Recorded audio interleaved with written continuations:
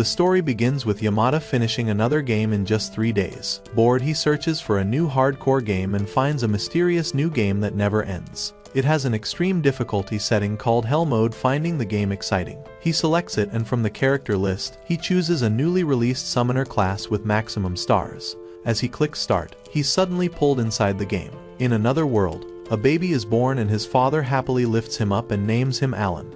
1 year later, he sits in his father's lap, eating peacefully when it is revealed that Alan is actually Yamada reincarnated into this world. He is born into a serf family living in an unnamed village. His father is Rodin, a hard-working man. His mother is Teresia, a kind woman, and he's their only child. After the meal, Teresia cleans both his face and Rodin's, and they laugh until Alan grows sleepy. She puts him to bed. After she leaves the room, he opens his eyes and tries to open a status panel, just like in games, but nothing happens. He tries again and screams, seeing a flying book in front of him. When his parents rush into the room, he pretends to be talking in his sleep. After they leave, he summons the book back and reads his stats. Level 1 summoner who can summon creatures. Then a page opens apologizing for the book being late, sent by Elmia, the god of creation. Excited, he tries to call his first insect, but nothing happens. He realizes he has to create a creature card first, and an H-rank insect card appears. He's about to summon it when he senses his mother nearby, so he goes back to sleep and decides to try again tomorrow. The book disappears. The next day, Rodin is cutting down a tree while Teresia washes clothes and plays with him. In the afternoon, he summons the insect. The card begins glowing, filling the room with blue glowing dots, and a large grasshopper comes out of the book. He tries to command it, but it jumps away. Then he checks its skills and names it Denka. He realizes that summoning insects might increase his own stats. Suddenly, Teresia enters, screams and kills it. Elsewhere, Rodin attacks something. Then she works in the field while Alan summons a mouse named Mousy, who runs around him while Denka jumps nearby. He reads that this world is full of monsters. The book can hold up to 10 creature cards, and to level up, he needs more points than the usual requirement. When Rodin returns home, he is covered in blood and says that he killed a boar. It is revealed that in winter he hunts monsters with other men. Then he takes Alan to see the boar he killed. Next, Alan comes out of the house for the first time. Rodin shows him birds called Albaharan, explaining Alan was named after them, wishing he would reach great heights in life. Rodin says Teresia didn't like naming him after a monster, and then shows him the boar he hunted. His friend Gerda tells everyone to cheer for Alan and comments on Alan's dark eyes and hair. Alan greets him, surprising Gerda since his daughter Krena is the same age as him, but can't talk yet. He asks if the boar was strong. Gerda says boars are C-rank monsters and usually take 20 men to kill one. 10 months later, he reaches summon level 2, unlocking new options, allowing him to create G-rank creatures and expand his card storage. The book notes his thoughts. At night, he eats dinner quickly and leaves, shocking his parents. When he tries to upgrade the mouse, a warning appears about low MP, so he decides to create a new card but gets the warning again, wondering how to increase it.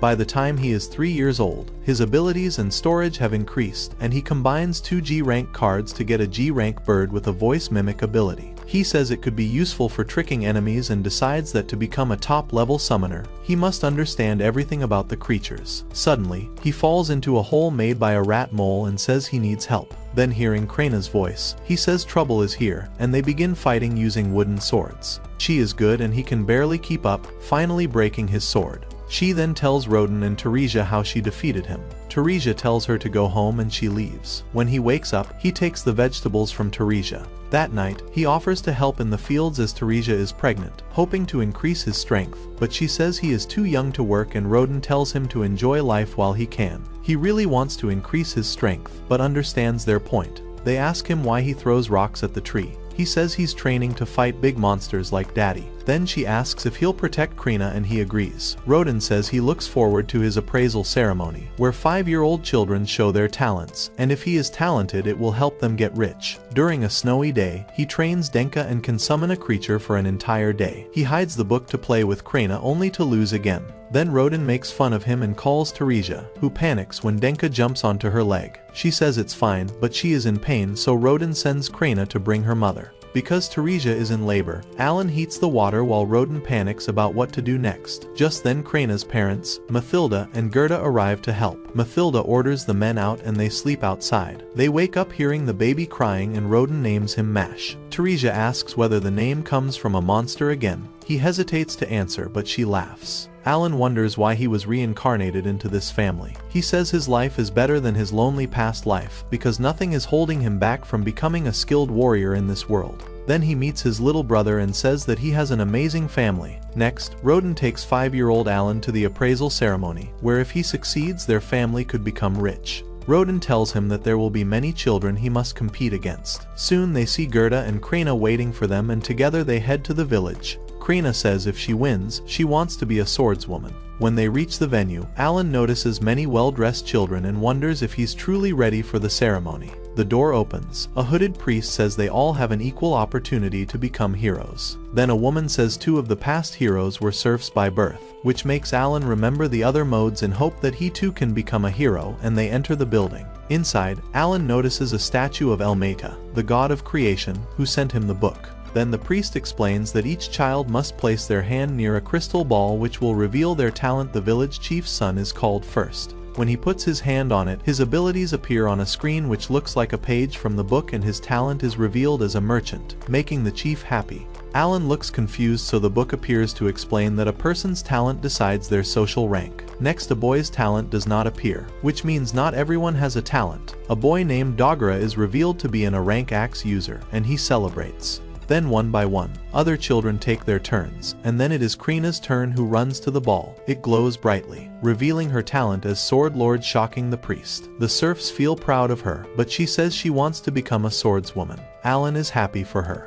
Finally, the priest calls him, and he knows that his class is a summoner. The ball glows brighter. Knocking him down, he asks about his talent, but the priest says no talent. He calls it a glitch and thinks the developers were lazy, but Roden says it's time to go home. Back at home, they find Teresia and Mash waiting. Roden says they will always be proud of him. He thinks even if they are poor, they are still happy. Next, he reads the book and realizes that he's the only one playing on Hell mode, which explains why leveling up is more difficult and why his rank appears so low, but he swears to work harder and hopes that the glitch will be fixed. The next day, Alan asks Teresia why his father is so quiet. She says he's been silent since last night. Then they visit Krina's house to celebrate her talent. Krina tells Alan that Sword Lord is the highest rank. Mathilda brings out a new bottle of alcohol, but Roden continues pouting. Alan wonders if Roden is jealous. Then the two men begin arguing. Gerda calls Roden a buzzkill and asks why he wants to cut ties. Then Roden says that if they continue to hang out, it might damage Krina's image as a knight. Gerda says this will not happen. Then he asks Krina to stop the fight.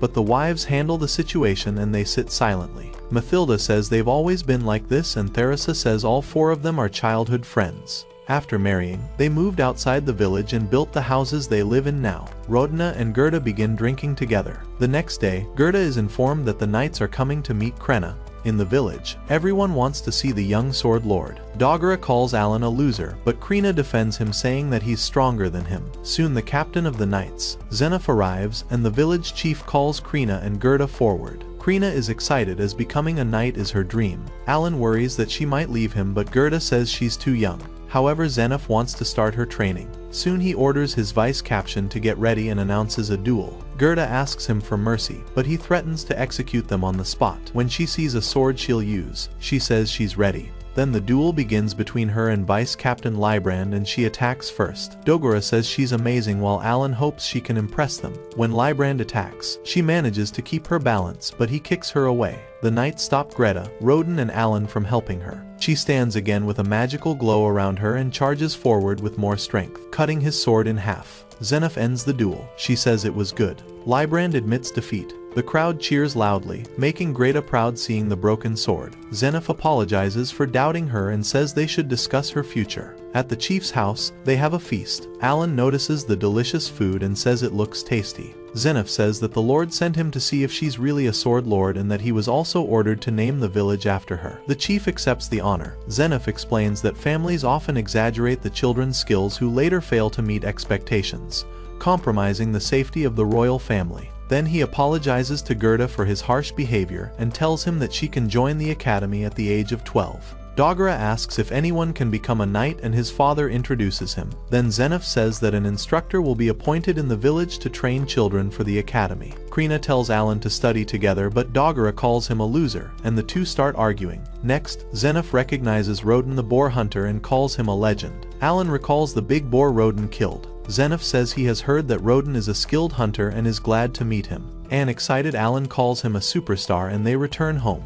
Later, Roden says Krena will become a powerful hero, so they must also maintain their image. Then he shows the fruit he took while Roden says me too, and they laugh. Next, Alan has leveled up his skills, unlocked new abilities and creatures, and confused more cards, wishing to summon a dragon. His card inventory has also increased and he is determined to work harder. Next, Theresa is pregnant again. Alan volunteers to wash the dishes. His parents say it'll be nice to have a girl and start discussing baby names. The book appears, showing him a new message. They ask what he is looking at and he asks about the scar Roden got while hunting. Roden reveals he passed the trial of the gods, a special moment in a hunter's life, and says it feels great. Alan says he might have leveled up, but his fighting level is still 1 and he will have to kill more monsters. He asks if he can join a hunt, but Roden says he's still very young. Later, he reads the notice that the developers have fixed the glitch and informed the priests about it, and his updated rank is S. Talent is Summoner. With no more complaints, he decides to enhance Denka's skills, but it doesn't affect his own points. Then he summons Denka, which appears in a new look, saying there's still more to learn. Suddenly, Teresia arrives and kills Denka.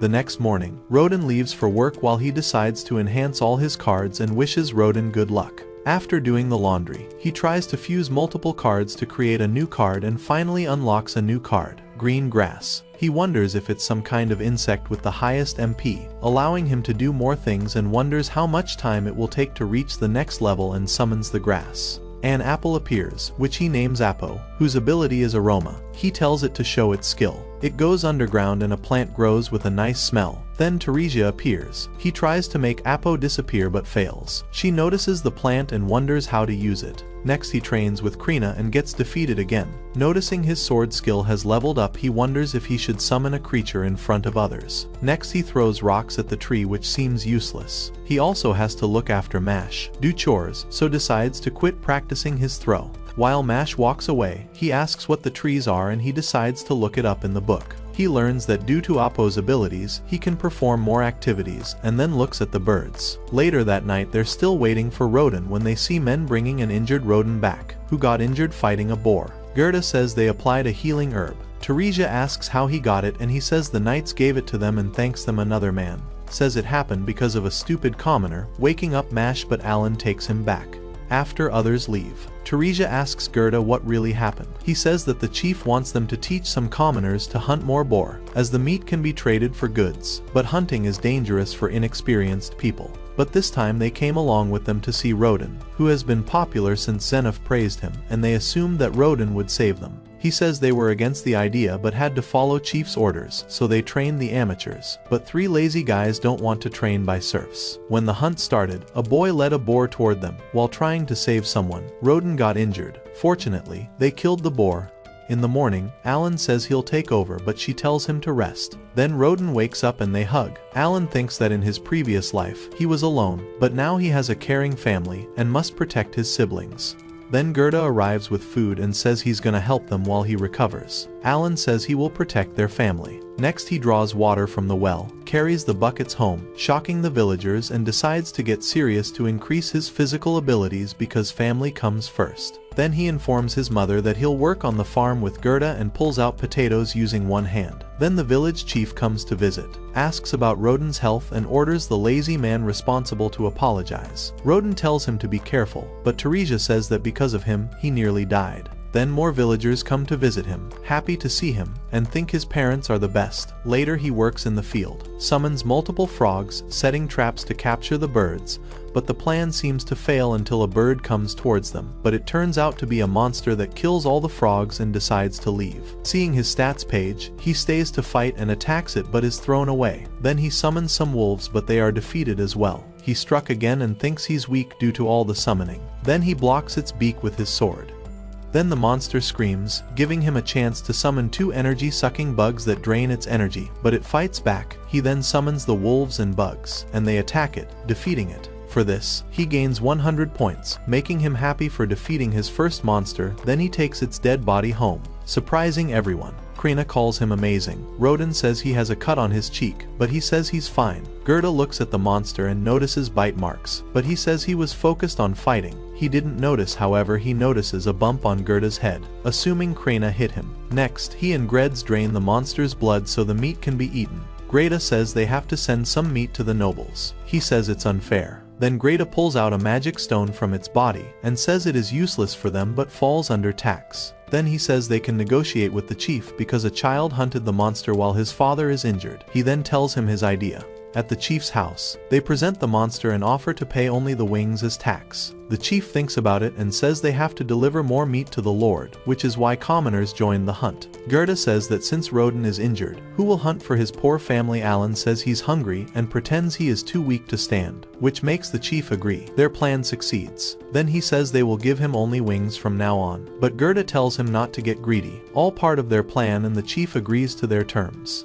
Next, he uses the frogs to attract the monsters, but this time 2 Albaharon appear and he uses energy-sucking bugs to drain them, sends the wolves to attack, and then knocks them with his sword. After sending creatures back, he says he is becoming a skilled hunter and he gains 200 points and reaches level 2. His abilities improve, although he has not reached his full potential, but he's happy with his progress and hugs the book, wondering if this is what Trail of Gods feels like. Next, he returns home with 2 bodies, surprising Rodin. Then he trains with Krina, thinking they now have enough meat to survive the winter and can hunt more to reach level 3 soon. He loses again and gets a bump. That night, he tells his parents a story about hearing an oracle from God who granted him power and wisdom. Theresa asks what that means, and he says he's stronger than an average person, who will accomplish great things, shocking them. Theresa says he is still a child, but Rodin says the cut on his cheek has disappeared this morning, meaning he passed the Trail of Gods. She asks about the appraisal ceremony results, and he says it was Elmia's doing. Then Rodin tells him to respect God. He apologizes, explaining that his trials will take more time and effort as his talent is new. Rodin asks what his talent is and he says he doesn't know, as he cannot reveal that he is a summoner or that he's from another world. Theresa hugs him, saying he should have told them sooner that he's fighting God's trials alone. Rodin asks about his plans and he says he'll prove himself by passing the tests. Then Rodin says that if God chose him, he must face all the challenges, and he thanks them both. Rodin tells him to keep it secret from the villagers, but he will brag about it to Gerda. When winter arrives, Alan learns to cut meat and transport it to the village in exchange for new supplies. He asks Gerda about the difference between serfs and commoners. Gerda says that the difference is in social status and taxes. While commoners have to pay gold coins for each family member and give 60% of their meat. Then he asks if serfs can become commoners. Gerda says he heard that if they pay 10 gold coins per person, they can upgrade their status, making him realize he needs 50 coins. Next, they enter a shop to trade meat. It is Alan's first shopping experience. He buys rice, fruits and other things and carries them home. The next day he visits the shop again, buys some salt worth 5 silver coins. Then he goes to a fruit shop and refuses to buy expensive fruits. In his book he writes about the value of meat packs and the currency system. He enters a medicine shop to buy healing items and asks the book to draw the herbs used on Rodin, and he asks the shopkeeper about the herbs Gerda bought, but he refuses to sell them, saying Gerda paid too little and begged like a child in a candy store, and gets frustrated. Alan gives him a pack of meat in return for selling the herbs that saved Rodin's life. He looks at the weapons. Dogera asks why he's there. He says he's just passing by. Dogera hits him and asks him to be his minion. Alan puts his luggage aside and points his sword at him, challenging him to a duel. Dogera tells him to wait while he brings his weapon and charges, but Alan dodges every swing. When he tells Alan to attack, Alan disarms him and Dogera admits defeat. Then he tells him to train harder and leaves. Back at home, Rodin removes his bandages, saying he's healed. At Krina's house, he Dogera, Palomas, Krina and Mash train together. Dogera attacks Alan while he's distracted but hurts himself. Alan compliments Mash. Dogera tries again but fails. Later at night, Alan is embarrassed when Theresa calls him charming. Rodin returns with Gerda and says the chief now demands 15 boars instead of 10, and wants commoners to join the hunt again. Theresa calls it madness, but Rodin says they cannot refuse, and if they fail, he will recruit more serfs from other villages, endangering their land and job. Gerda adds that the chief wants 20 boars next year, which means they have to increase their risks.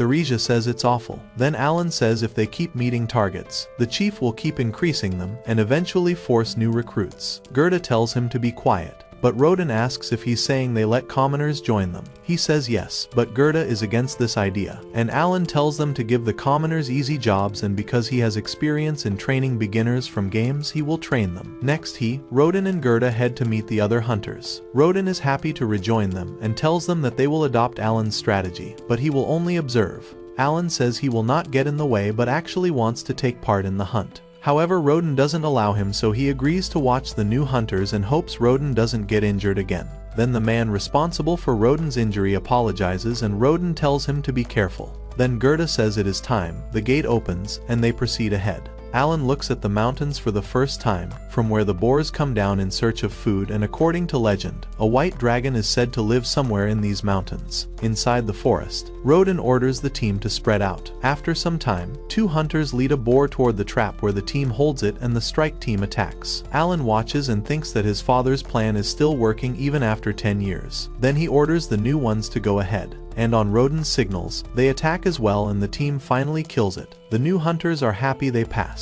After killing the boar, Alan wonders if he got any points, but he didn't since he only observed. Later near the well, he asks a hunter if he can join the next hunt, but he refuses, saying Roden will kick them out. Another man says he cannot hunt today because his wife is pregnant, so Alan asks him for a favor. He takes him to the shed where Albaharon meat is stored and asks if he can help him in exchange for 2 packs of meat. He reveals that he wants to earn 50 gold coins to free his family from serfdom, and having a butcher will help him. When the hunters prepare to hunt again, Alan wonders why the chief wants more meat. Just then a boar comes running. They block it. The strike team joins in and they kill it. Alan then notices he has reached level 3. Then he reveals he summoned Denka earlier, and when the boar stepped on it, he gained points. Then he prays for Denka. 3 months later, Alan and Krena return from the chief's home after receiving the New Year sweets. Their families dine together, celebrating the occasion and enjoying freshly cooked meat. Gerda asks what the chief said. Alan says he was grateful. Roden credits Alan's amazing planning. Then Gerda asks about the bottle he is carrying. Alan says the chief gifted him the alcohol.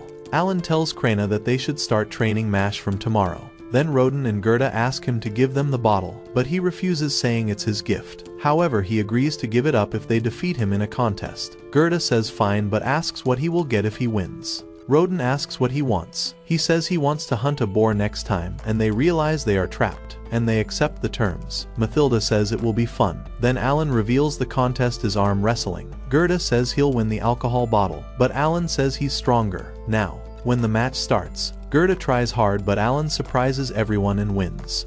Alan thinks he must have gained 200 points, while Roden says he'll wait. When their match begins, he notices how rough his father's hands are from years of labor.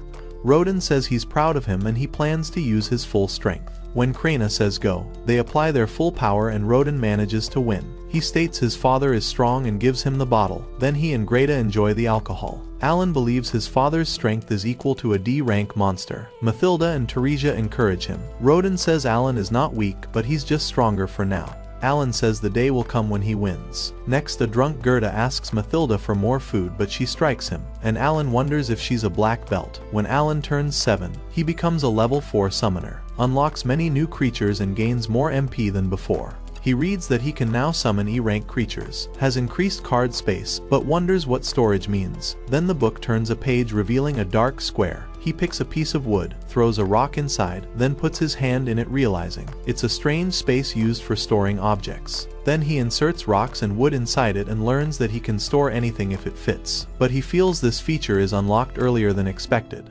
assuming something big is coming. Theresa asks why he's quiet, and he says he's fine though he is still thinking about it. He tries to summon an E-rank creature, but nothing happens because he doesn't have magic stones. He enters his house and takes out the hidden pouch of coins and magic stones he earned, and he takes a stone to create a card, but still gets the same warning. Then he puts it in the storage and tries again, creating a new card, and he realizes the purpose of storage. He summons it and a large butterfly appears. Hearing Teresa coming, it hides behind him. She asks if he's hungry. He says no and she leaves. Then he stretches his hand and jumps around acting like a butterfly. Next he summons a saber-toothed lion, earning him 10 points and names it Tama. Then he tries to combine 2 E-rank cards to create a bird card but realizes he needs more stones. At home, Roden tells him that they made the ditch around the village to keep the monsters out. The next day, Krina defeats Dagara easily while Alan asks Palomas about magic stones. He says they're gems found inside monsters' hearts and can sometimes be found on the ground, and he finds one.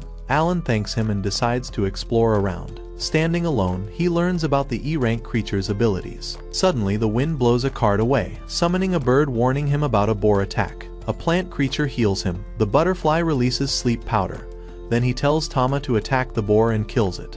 Just then another boar charges and he summons Wally, a rock creature, to kill this one. But it all turns out to be his imagination. He says he really wants this to happen, and will not allow fear to stop him from reaching his full potential as a summoner. Believing that he will one day fight monsters alone, he summons his creatures, divides them based on their abilities to attack, defend, heal and search, and declares that they will gather magic stones and work hard to become the strongest team. Next, Gerda, Roden and Alan are in the village chief's home, where he tells them that the Baron will be visiting next month and asks Alan to act his tour guide.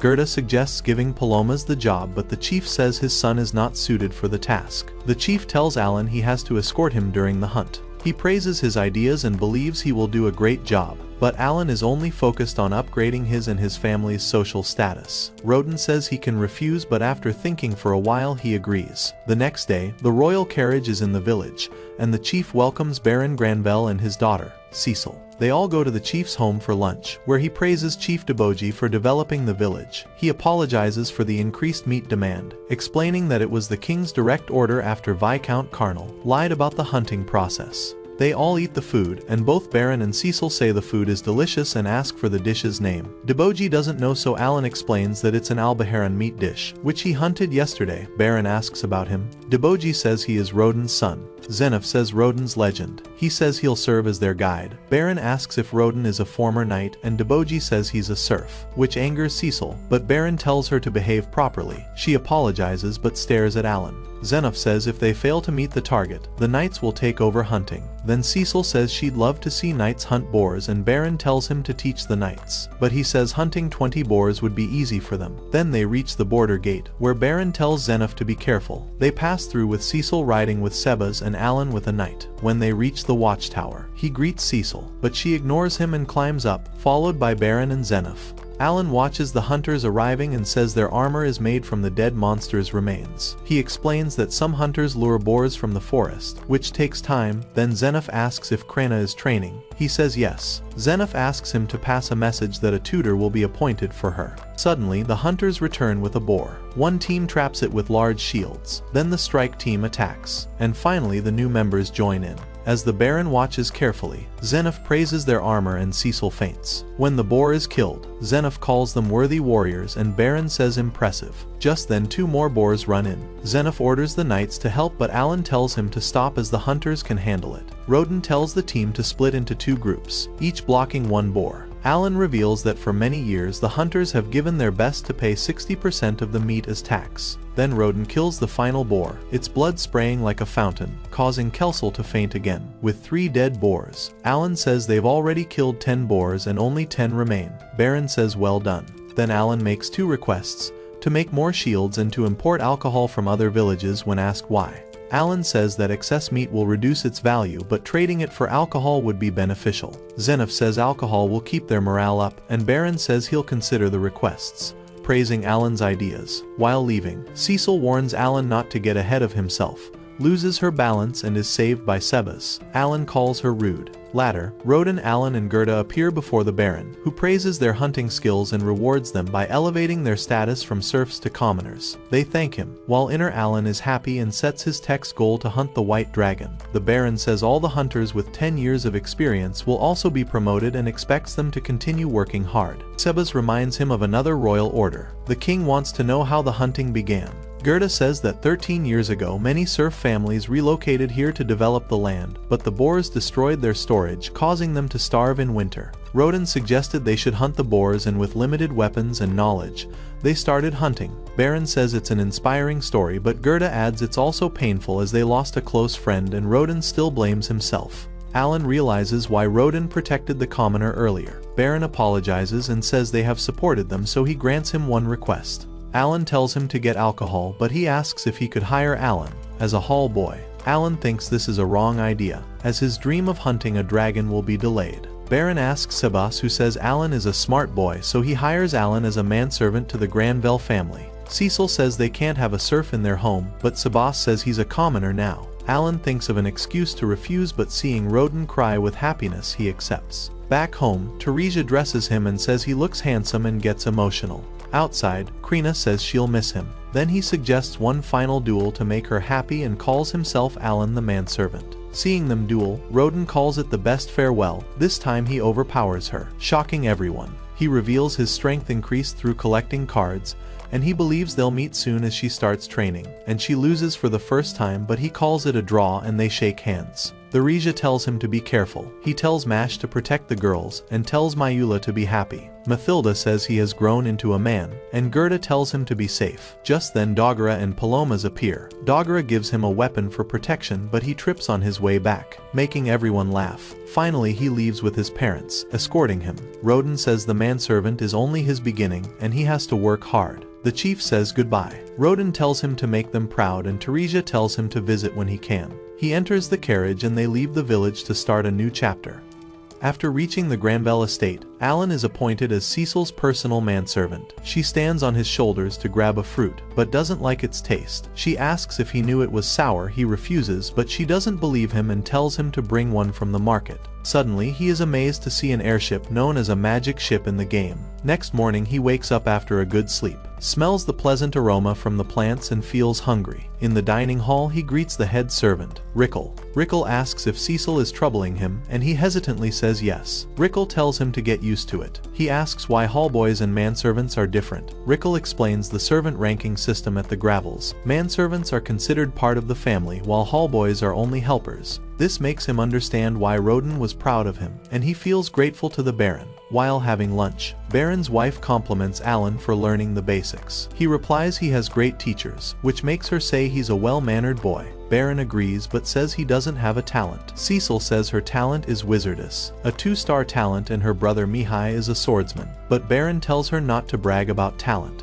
Suddenly, Thomas starts crying, saying he wants to attend the academy as Mihi did, but Baron says since he has no talent, Nobles College will be better just like him and his wife. Cecil apologizes to Thomas, but quickly stares at Alan. Next, Alan has a day off, so he visits the town and enters the Adventurers Guild to ask if he can apply. But the desk lady says he's too young to be an adventurer. Then he checks the bounty board, but an adventurer tells him to leave. He says he'll leave if he tells him how to find the monsters. He says he's not his teacher. Then he asks how they're ranked. The man says that the monster's rank depends on distance from the town. He asks if anyone has hunted Murdergulch, whose location is known. The man says it's too powerful. Then he asks why the White Dragon's reward is the highest. The man says it's because of the high mithril deposits in the mountains. He assumes mithril must cost more than gold. Just then, 2 girls arrive, calling him Raven, and ask who the boy is. Alan says he is learning about monsters, and Raven tells him to leave. He walks out with a new motivation. He runs back to the palace. A guard stops him at the gate but apologizes seeing his manservant's insignia. The guard tells him not to run, but he is too excited to slow down and rushes into the forest. He begins training and summons Hawkins, whose intelligence makes it easy to follow commands. Then he summons more birds and orders them to search for monsters. He also summons Tama if the monster appears and takes out the small sword Dogera gifted him.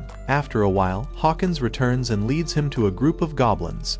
He summons 10 lions to surround them. Then he orders the butterfly to use sleeping powder.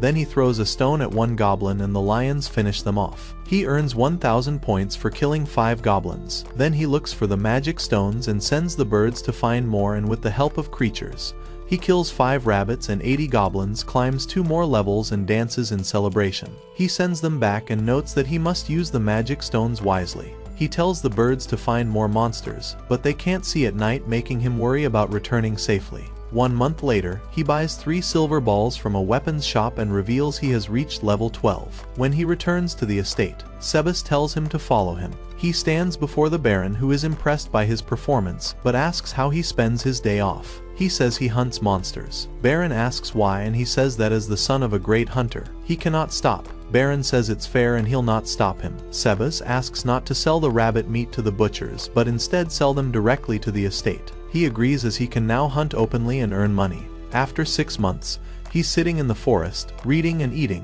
when the birds return at once. Sensing something wrong, he follows them, and find out that Raven's group fighting goblins. Then he attacks the goblins and notices Raven bleeding, and tells the girl to fight the goblin on the right. No strong enough, he fights a goblin without any of the creatures. The girls kill the goblin but cannot heal Raven. Then Alan says he has some healing herbs. The girls say they'll pay him, and he takes out the leaf of life from the book and applies it to Raven's wound, healing him quickly. The girls, Rita and Milsey, are happy to see him well. Then Alan helps heal Rita's wound. They ask what kind of leaf it is, but he says it's a secret. Raven thanks him, remembering him from the guild. He says he's happy to help and turns to leave, but Raven asks how they can repay him, and he asks them if they can give him 100 E-rank magic stones. Raven says it will take a week to collect the stones. On his way back, he notes that the leaf of life heals the wounds more quickly than the Muller's flower. He also gains 160 points from the goblins. Then he summons Hawkins and asks why he led him into the forest. When he asks if it wants to save the adventurers, it nods and he realizes that the creatures care about human life. Then he pats its head, saying he's glad they're on the same team. Elsewhere, Cecil sits on his shoulders to grab a jar of jam for make cookies for Mihi, and they both fall down. Next, Zenoff joins them for dinner and mentions that Alan's village has successfully met their target of hunting 20 great boars. Alan says it's wonderful, although he isn't surprised. Thomas asks why they haven't eaten any boar meat this winter, but Baron tells him not to be selfish and eat your food. Alan comments that serfs eat more meat than a noble's son. Then Thomas tells Alan to hunt a white deer next time, but Cecil stops him, saying he cannot give him orders like that. Baron's wife says it would be difficult for him, but he is confident that he can do it, which makes the children happy. However, he's more excited to defeat a C-rank monster. Next, we see him setting a trap in the snow. After a while, Hawkins arrives and leads him to a white deer that is eating a group of goblins. He sends the frogs ahead to provoke the deer, and when it charges, Alan recalls and sends them in another direction. The deer grows angrier and follows them until it falls into Alan's trap. He's happy that his plan worked and takes out a knife to kill it. At the mansion, the guards panic seeing the white deer approaching and wonder how it got there. Alan comes out from beneath it and explains that he hunted it for Thomas, who is happy to have it for the New Year's party. He approaches Alan and thanks him while Alan decides not to hunt white deer again since they give fewer points. Baron wonders if Alan really has no talent, as hunting a C-rank monster alone is tough, and tells Sebas to investigate. Later, Sebas informs Alan that he has been promoted to a huntsman, where he has to hunt monsters for the family's dinner and protect people from monster attacks. He explains that he will be paid 100 silver coins each month. Alan realizes they will be paying him a fixed salary instead of paying separately for each monster. He says he gladly accepts the role since he always wanted to hunt monsters and gain points. He is ready to start immediately, but Sebas tells him that he only has to hunt once a week, and until that he must continue serving as Cecil's manservant. Alan is not happy to hear it, but he still accepts the arrangement. A few months later, a magical ship arrives at the mansion. Alan wonders what exactly enables it to fly. Cecil interrupts his thoughts by telling him not to keep the cookies she baked a secret, and she runs to hug her elder brother Mihi, who is returning from the academy. Cecil is angry at him for not coming home during summer vacation and he apologizes. Just then Alan steps forward and greets him. Mihi asks if he's new and he explains he has been working since last fall. Mihi looks at him and says he can tell that he is very talented. He gives Cecil a gift from the capital which she loves, then takes him inside to share stories with him. Alan smiles, wondering how his own family is doing. Next he kills a giant bird and says it must be enough. When he takes a toad and the bird to the mansion, the head chef is happy that he can make Mihi's favorite food. Then Rickle tells him that Mihi and Zenoff are dueling and he goes to the ground and is amazed to see them fighting. Zenoff stops in the middle and praises Mihi's improved skills. Mihi thanks him by shaking his hand and says he had a nice teacher. Cecil notices Alan and points out that he brought a big toad, and Mihi says he's impressed and challenges him to a duel. At Baron's command, Zenoff hands Alan his mithril sword. Alan is happy to have it and notes he hasn't sparred since leaving home.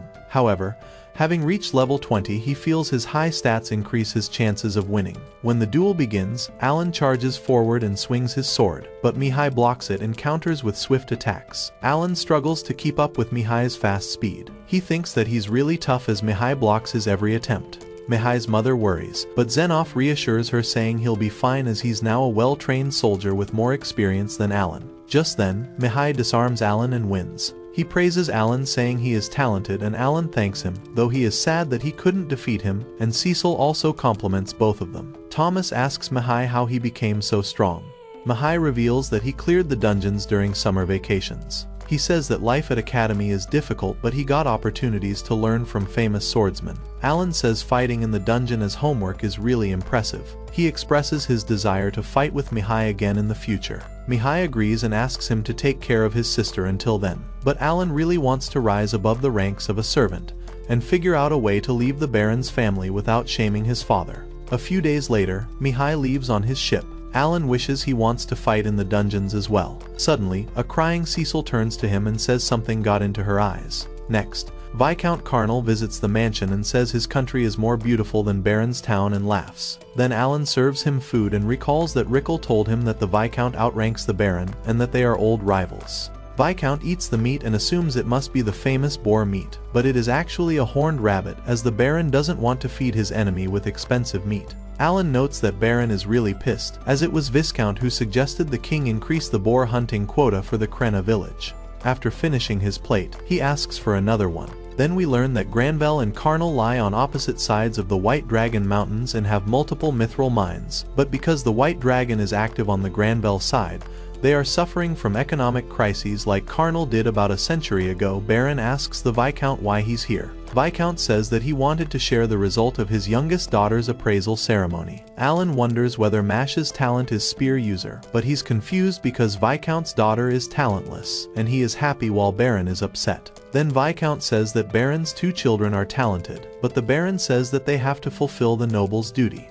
Alan has no idea what they are talking about and wonders if having talent is bad in the noble world, because commoners and serfs celebrate when their children have a talent. Months later, Alan meets Raven's party and reveals he plans to hunt farther from the town and wants to learn all about C-rank monsters. As now he is at 24th level, hunting low-level monsters will no longer benefit him anymore. Raven warns him that he could end up dead, but Alan still wants to go ahead, so Rita suggests they should go shopping and takes them to an equipment shop. Alan reveals it is his first time there and says he wants something that won't slow him down. Rita gives him a skirt, but he doesn't like it. Then, Milsey shows him a red cape and says it is effective.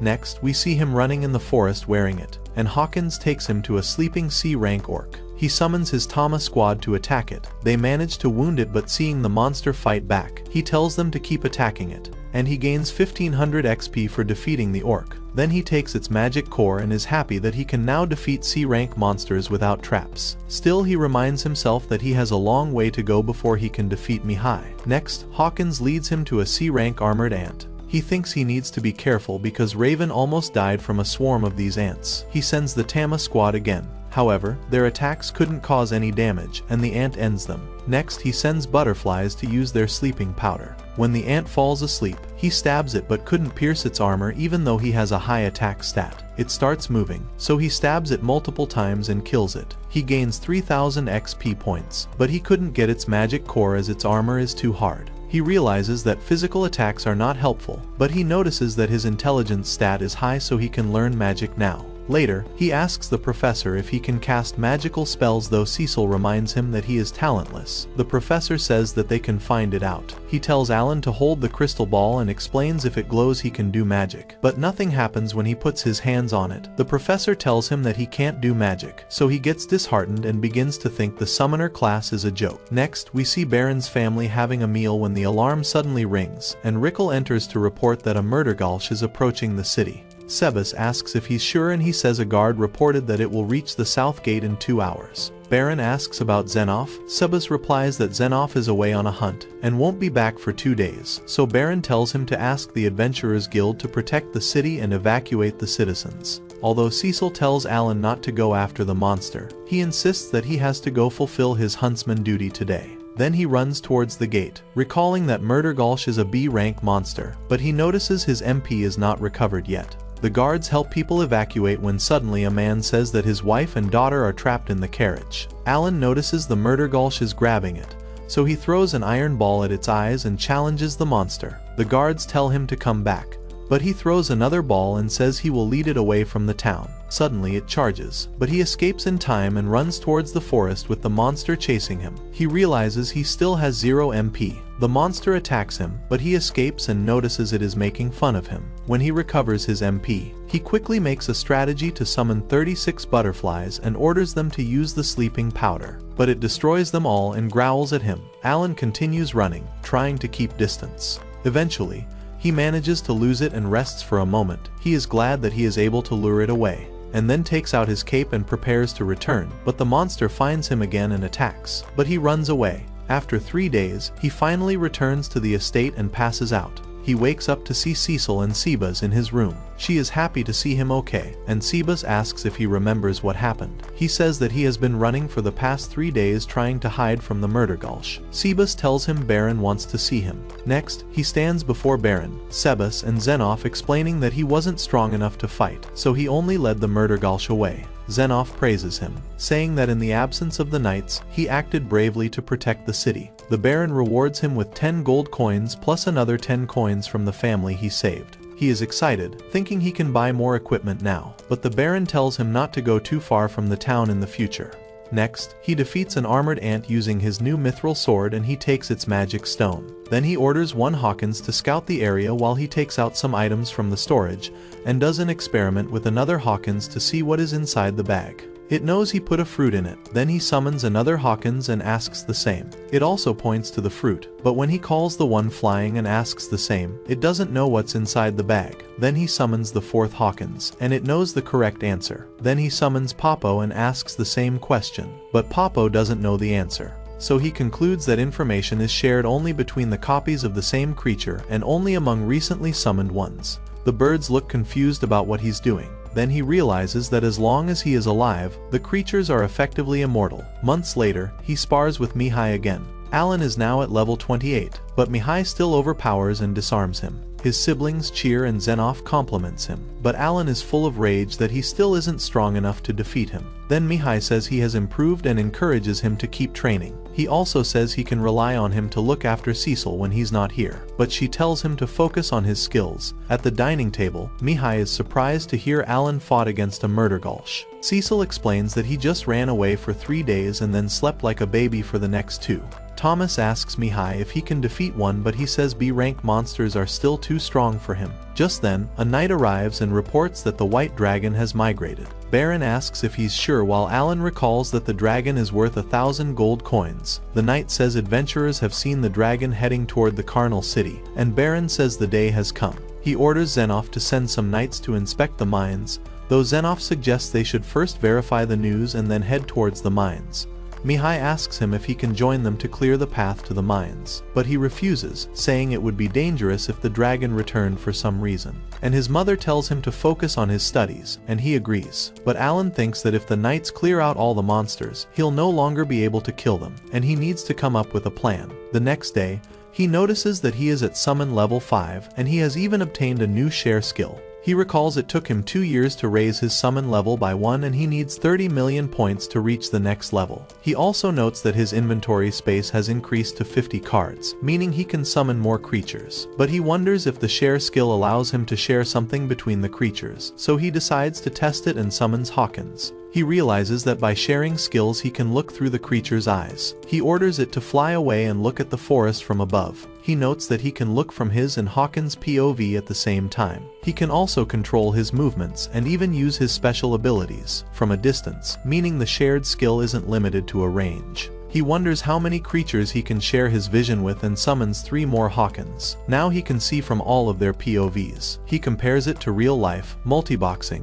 which allows a solo gamer to control multiple characters at once. Then he summons 2 Tamas but suddenly gets a headache and cancels the skill. He realizes he cannot share multiple creatures' visions at the same time. Looking at his intelligence stat, he assumes it is related to how many creatures he can share his vision with. He summons a new D-rank bird, Hollow, and creates multiple copies of it to increase his intelligence. He uses the share skill again, and he can now share his vision with 6 creatures at once. So he creates more D-rank creatures and summons them, and he wonders if he can hunt multiple monsters only by using the share skill, so he decides to try it. He orders the spider to use its silk to trap an armored ant and then sends a bear to attack it. Then he uses the bronze knight to fight another ant. They manage to defeat 3 ants, proving this strategy works even against C-rank monsters. Then he orders Tatertot to use farming ability. It grows into a plant and gives him a fruit in an instant, which restores his MP. Next he notes that Hollow has a night vision ability, which means it can scout for monsters at night. While Hawkins does the same in the morning, he notes that he can use the spider to trap the enemy and the bear can finish them, and calls it a perfect plan to hunt every day. And as summoning Fillet increased his intelligence by over 1,000 points, he can share with 8 summoned creatures. He tells them to avoid all human adventurers and says let's go. Later, he walks in the forest watching the snowy mountains through Hawkins' eyes. Then he gets a new idea, and he then watches Krian fighting with Dogera in his village using Hollow's vision. He also watches his father farming, and his mother and sister having a good time at home. Finally, he leaves a gold coin at the window, hoping he can visit them every month. After 6 months, Baron asks Zenoff about the status of the mines. He reports that the mining sites have become a nesting ground for monsters and nearby villages have also been destroyed by goblins.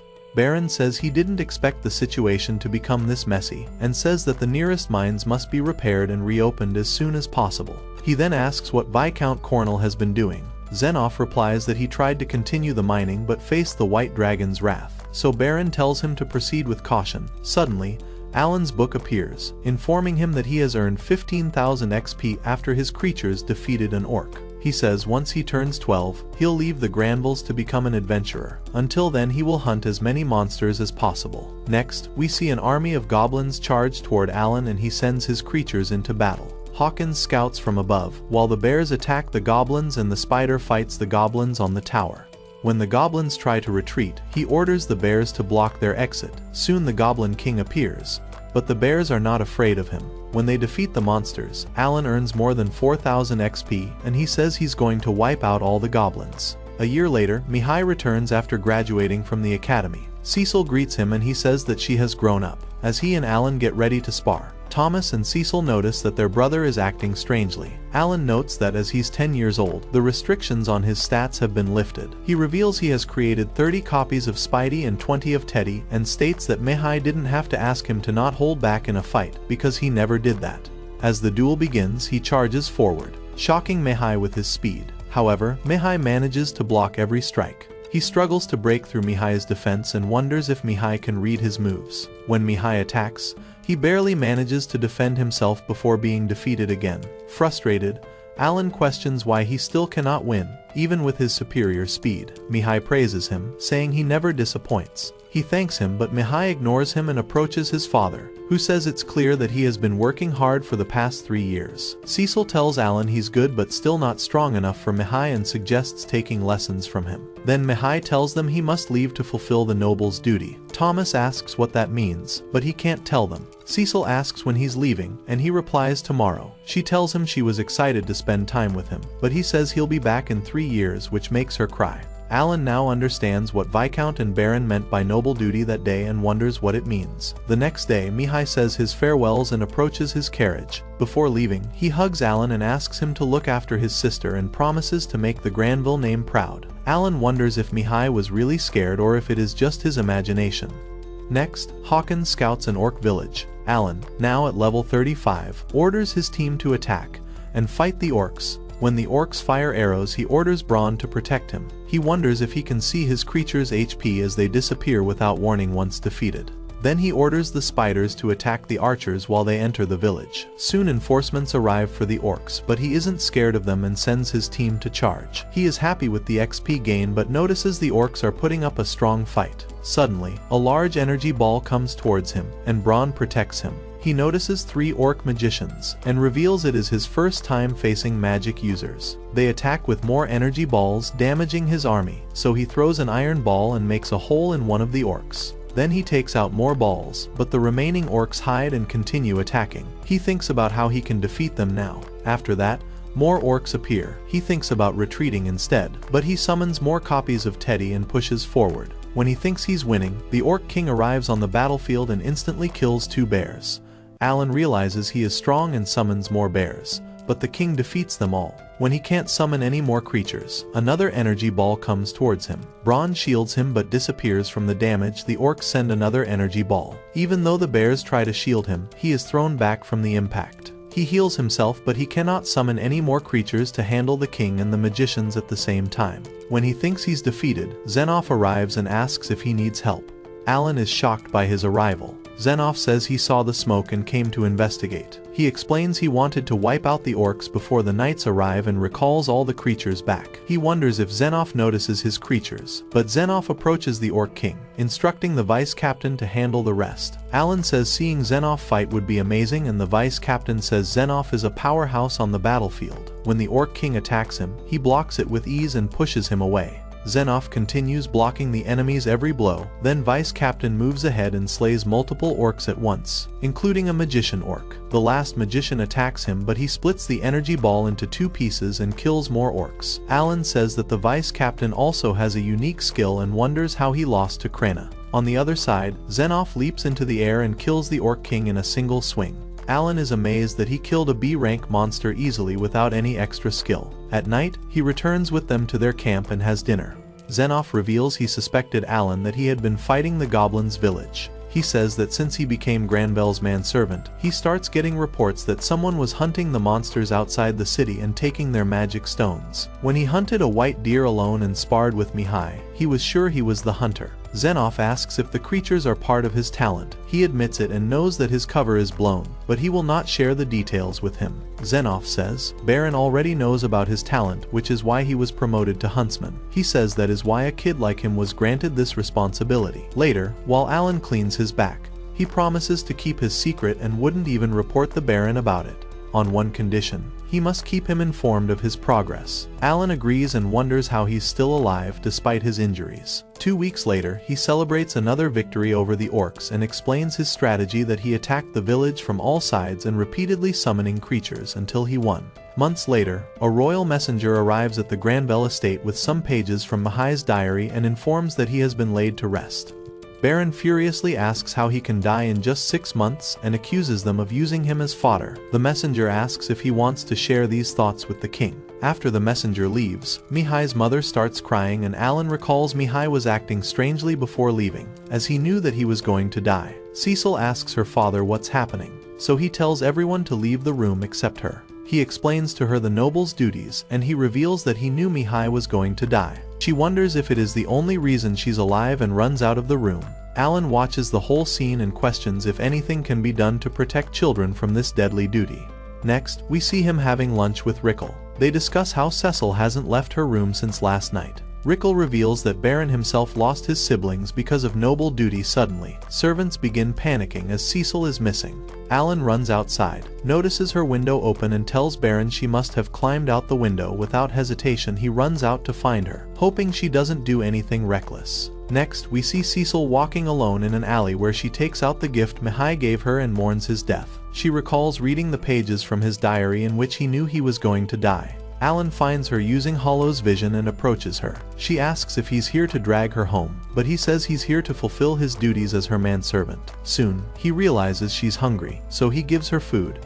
As she begins eating, tears roll down her cheeks and she says she's not crying. She asks if her brother was strong, and he says yes, admitting that he cannot defeat him now. She recalls that Mihi was scared and wanted to return home, which breaks her down further. She says she's also going to die like him, so he asks if she would leave the city and accompany him, free from noble rules, to travel the world. She calls him crazy, saying they can't do that, but he suggests they can wait another year and then register as adventurers. But she says she'll be enrolled in the academy by then. However, he says she doesn't have to go, as it's her life and she should make her own decisions, and ask what she wants. She says she's not sure. After a while, she says they should head home, but she asks him to carry her as her legs hurt. On their way back, she thanks him for being there. When she gets home, her father hugs her, and she apologizes for her bad behavior, but he tells her not to worry about it. Then he reveals his plan to give the mining rights to the royal family in exchange for her exemption from the noble's duty. However, she says that as a Granville it is her obligation to serve the noble's duty, as it was the reason Mihi went to overcome her weakness, and says she'll follow his footsteps. Next, he kills an orc in the forest and collects its magic stone while the bears collect the other orc bodies. He reveals the knights have wiped out all the orc villages, mostly because of his team. Zenoff says they have started resettling villages near the mines, which should be operational by summer, but Baron worries Karnal might lash out for losing his mines. Next, Alan climbs the White Mountains. It is revealed that Cecil wanted to come with him, but her father didn't allow it, though he thinks having a wizardess at his side would be beneficial. He reaches the top and notices armored ants. He believes there might be thousands of ants inside, serving a queen, and he wonders if he should attack since there is only one entrance, big enough for one ant. So he sends his creatures forward. Sensing danger, more ants come outside, but the bears fight them all. After a month of fighting, Alan looks exhausted since he still can't wipe out the entire colony, even though he has defeated thousands already. He reveals that all the corpses are being cleared, wonders if the queen is eating them to lay new eggs, and considers changing his strategy. Another month passes, and after defeating 5,000 ants, he still hasn't won, so he considers setting up a camp. Soon, he notices no more ants are coming out, so he sends his owls to check inside the cave. He shares their vision and realizes it is like a huge maze. One of them gets killed, so he sends another and finds the egg chamber, but still hasn't seen the queen. He grows tired of controlling 8 owls at once. As the day ends, he thinks he should stop and head home. Just then, one owl spots the queen. He enters the cave and realizes the queen is a giant, but he isn't afraid of her, and he orders his bears to fight the guards. They kill them all, then move on to biting the queen. She tries to fight back, but there are so many bears, and finally she dies. He gains 45,000 XP but feels disappointed since it only took 20 bears to kill her, and assumes she might be weak from laying eggs. He decides to camp there for the night and notices mithril ore in a corner. Next morning, he takes the Ant Queen's head to the estate. Cecil doesn't believe he climbed the White Dragon Mountains while they observe it. They also don't believe him since none of them has seen a queen before, but they say no one can defeat the whole colony alone. So he shows them the mithril ore he brought, and Zenoff says it couldn't have been found anywhere other than the mountains and accompanies them to share the details. He shows them a map of the location along with the colony's layout. Baron says it all looks real, and Zenoff says he will immediately send the knights to mine the ore. Baron praises him, and since he found a new mithril vein, he decides to give him 30% of the mining rights. He doesn't understand what it means, so Sebas says he will receive the benefits in a few years. He turns 12 and reveals that mithril mining has restarted, though work on the cave hasn't started yet. He is no longer worried about the monsters, and due to his stake in the mines, doesn't have to worry about money either. Still, he feels the game isn't hardcore enough, and wants a new challenge to push him out of his comfort zone. Suddenly, Rickle tells him that the royal messenger is here again, and this time with Viscount Carnal.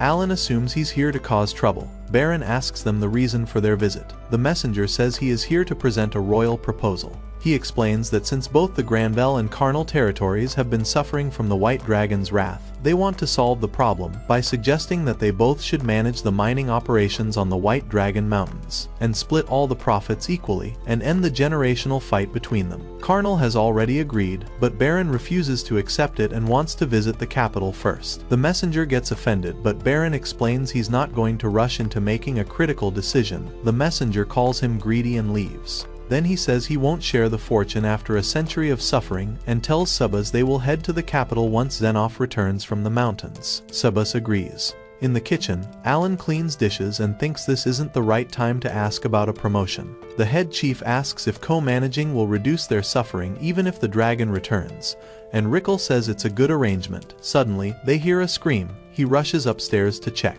and he sees Cecil being kidnapped. He takes out his sword and considers summoning his creatures, but the man challenges him, so he decides to fight them by himself. Seeing his mate struggling, another kidnapper throws a smoke bomb which causes him to pass out. Sebas informs Baron about the intruders and Cecil's kidnapping. When Alan wakes up, he finds himself tied up with Cecil, but he summons his birds to look around and sees the kidnappers sitting nearby. Suddenly, their leader, Dagra, arrives and asks why they brought the boy. One of them, named Marcus, says that they can sell him, but Dagra punches him and walks away, telling them to kill Alan if he causes trouble. Marcus asks why the boss put Dagra in charge. The others say it's because he's a combat warrior and out of them only he can fight Zenoff. But Marcus calls Dagra a coward for running away from the war the previous year. Alan learns there is some kind of war going on in the city, and he can't depend on anyone else to rescue them. But he realizes he dropped his sword back at the mansion and realizes he cannot protect Cecil with the weapons he has when one of them leaves the room. Alan sends his bird out and realizes they're on a magic airship. Although he enjoys the night view, he wonders how they're going to escape. Next, he finds out there is a restaurant inside the ship and learns that Carnal and the messenger are also there. He realizes they have been working together to take over the mines, and Carnal kidnapped Cecil to force Baron into signing the contract. Suddenly, Cecil wakes up and starts to panic. A kidnapper tells her to stop, but Alan summons a butterfly, telling it to use the sleeping powder. One of them falls asleep while the other cuts it down, but Alan manages to free himself and prepares to fight. He summons his creatures to scare them and knocks them out himself. When he tries to untie Cecil, Dagra arrives and instantly throws him against the wall. Dagra approaches and asks if he has never seen a man with a skill. Just as he is about to grab him, Alan uses his bird to distract him, then orders Spidey to trap him. Then he quickly runs away with Cecil and summons Brawn to block the door. He opens a window and notices they are about to land, and he tells Cecil they have to jump, but she panics, while he increases his endurance level from the creatures and jumps down. He manages a safe landing and tells her they're going home. He frees her and says he used a leaf of life to heal her, but she asks who those creatures he used are and how he's so strong. But he thinks they need to run before they start chasing them. He summons Hollows to look around and notices Karnal and Dagra talking, then sees Dagra coming after them. To confuse him, he starts running in a zigzag pattern as he notices Dagra tracking him by following his footprints. So he tells Cecil to hold tightly and starts running over the rooftops to get away. She asks why he can't just fight the man, but he says he is not sure if he can defeat him. He looks back and says they're out of the city, which gives them some time. Then he jumps over Bronze to proceed without leaving footprints, and they camp in the forest. She asks why he never told anyone about his talent, so he says nothing good would happen if it became public and tells her to sleep. They continue running the next day. He shares his vision with a bird and notices Dagra has started running in circles around the city, realizing he will eventually find their footprints if he keeps searching like that. So he starts running on Brawn. After running for 1.5 days, they reach a Granville checkpoint. The knights are relieved to see them. Suddenly, he notices Dagra has found their footprints and decides to keep running. Cecil asks what's wrong, and he tells her that Dagra is coming. She thinks they'll be safe with the knights, but he says they're not strong enough to stop him, so she tells him to leave her behind and save himself. But he refuses and says he promised Mihi to keep her safe. After running for another day, Alan heals her with a leaf and says they'll reach Granville soon. However, he sees that the murder ghoul she faced 3 years ago is now chasing them. He realizes he can't keep running from both enemies, so he decides to fight the monster. Cecil hides behind a big rock. When the monster arrives, he tells it to end this quickly and summons spiders to trap it and sends bears to attack. But when he throws an iron ball, the monster manages to block it and destroys all the creatures. Cecil is impressed to see him fight. Next, he uses Bronze to protect himself, but Murdergulch defeats them instantly and grabs him, while laughing. He uses his leaves to increase his health, but the monster decides to eat him. Cecil is shocked, thinking he's dead. However, he is still alive and manages to stab its eyes. As it tries to chew him, he feels an adrenaline rush, pushes the knife deeper and finally kills it. He gains 82,000 XP for defeating it. Cecil rushes to him, saying she lost him, but he says he's fine. Suddenly, Dagra arrives in front of them. He realizes he doesn't have any weapons, so he tells her to get to safety while he holds him off. Dagra calls him brave but suddenly kicks him away and draws his sword to finish him. But Cecil throws a fireball to distract him. She feels she should help Alan and fires another fireball at the enemy. However, he dodges and suddenly slaps her. Alan calls him a scumbag and says he heard he ran away from war, mocking him that now he's chasing kids for a living. Enraged, he attacks Alan and says he'll kill him, but he smiles. Dagra asks, "What's funny?" And it's revealed he was just stalling while his bird brought Zenoff. He reveals he sent Chappie when they crossed the border. Dagra says the knights are pets of the nobles and asks if he's loving being the captain of some fools with knives. He reveals his brothers died because the knights couldn't keep it together, so now he's going to kill him. He charges and stabs Zenoff, but nothing happens. Then Zenoff says he also lost his brothers protecting the city, and he was the only survivor. Suddenly, energy surrounds him, and he says he won't let anyone dishonor their memory and defeats Dagra in a single swing. Then they return to the mansion. Alan reports that Karnal is behind the kidnapping and says he and the royal messenger plan to steal half of Granville's mining rights. Baron orders Sebas to prepare for a trip to the capital to report everything to the king. However, Alan tells him to think about what Karnal might do with the royal messenger's support. He also suggests giving his mining rights to the king to convince him to investigate. Baron asks if he's suggesting bribing the royal family. He explains that a real man works hard to provide for his family, but people like Karnal play dirty to fill their own pockets, and asks what he'll do to protect his family. Sebas says he's out of line, but Baron agrees with him and says that he always felt the need to follow an honorable path, but now he will do what's right. Next, we learn that Baron visited the king and all the guilty people were punished. Carnell's territory was placed under royal control. Baron told the professor to teach Alan and Cecil about noble duty. The professor shows them a world map and explains the major kingdoms. He says that for over 100 years the demon lord has ruled the top continent and demanded that every country submit to his rule.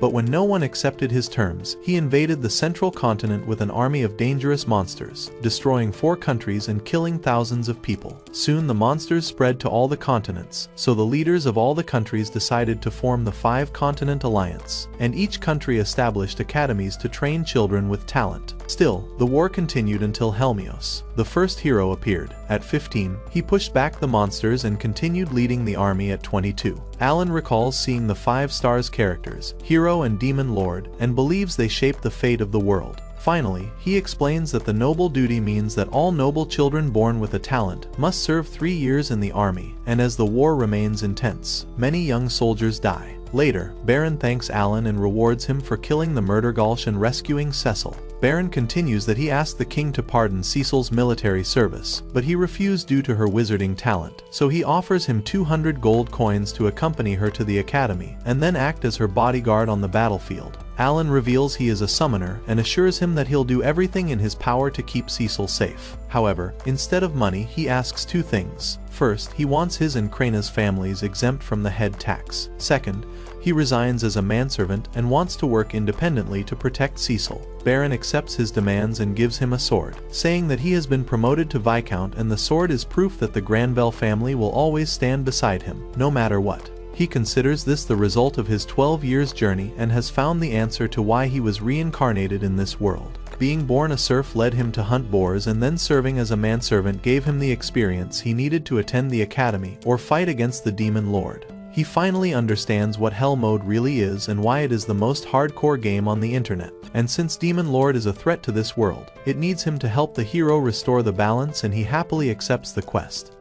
That's all for today. If you want the next part, comment next part. We'll make it once this video hits 10,000 likes. Also, tell us which character you like the most in the comments, and thanks for watching. You guys are the best.